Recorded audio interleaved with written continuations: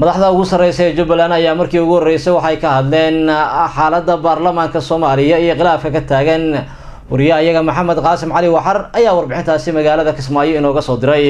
iyadoo muddooyinkii ugu dambeysay uu muuqanayay khilaaf xooggan oo soo kala dhaxgalay golaha baarlamaanka Soomaaliya kaas oo sababay khalkhal siyaasadeed oo ku yimid madaxda dalka ayaa waxaa markii ugu horeysay arrimahaasi ka hadlay muujiyayna mowqifka ay Jubbaland ka qabto khilaafkaasi iyo talooyinka kaga aadan madaxweyne ku-xigeenka koowaad ahna kusimaha madaxweynaha Jubbaland Maxamuud Sayid Aadan waxaana uu sheegay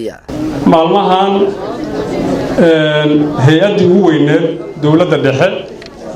oo baarlamaankii ah oo hay'adda dalka ugu sareysay ah khilaaf baa ka jira dhexdeeda khilaafkaasi aad iyo aad baan ugu xunnahay waxaan ugu baaqaynaa hoggaanka baarlamaanka gudoomiyaha gudoomiye ku-xigeenka koowaad iyo gudoomiye ku-xigeenka labaad waajibaadkii loo doortay iyo dhaartii ay mareen oo hoggaanka baarlamaanka inay ku soo noqdaan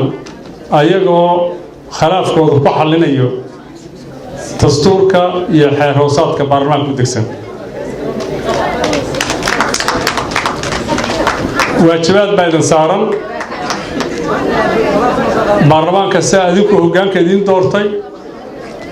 adinka ayaa lidin rabaa xeerar ku degsan inaad ku dhaqdaan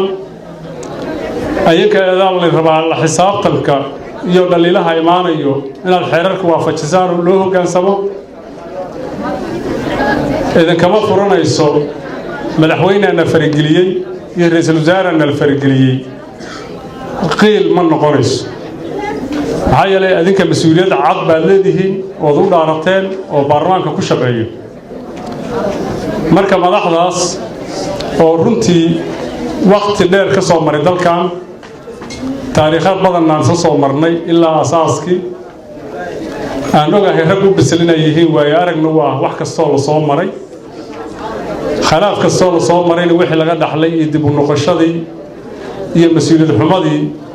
qof walba ka raacday ayagoo garwaaqsan waxaan kula talinaynaa annaga reer Jubbalandna gudoomiyaha baarlamaanka iyo gudoomiye ku-xigeenka koowaad iyo gudoomiye ku-xigeenka labaad inay wada fariistaan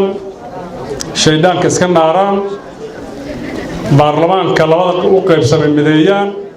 xeerka iyo dastuurka ay u wada hoggaansamaan ku soo noqdaan haddii mas-uuliyad xumo halka ka timaado cidna hadhow eedda ma saarayso xukuumadda iyo madaxweynaha maxaa yeelay baarlamaanka waa hay-ad dhisan xeer ku dhisan dalka ugu sarreyso saldhig u ah marka qof kastoo bannaanka kaa joogo inuu waddada kaa lumiyo oo aduu sharafta kaa qaada waa damci karaa laakiin waxaad kaga adkaan kartaa inaad adigu mas-uuliyaddaada garato saddexda oday hoggaankiisu soo noqdaan guddigooda joogtada ha u yeertaan baarlamaanka isku soo noqdo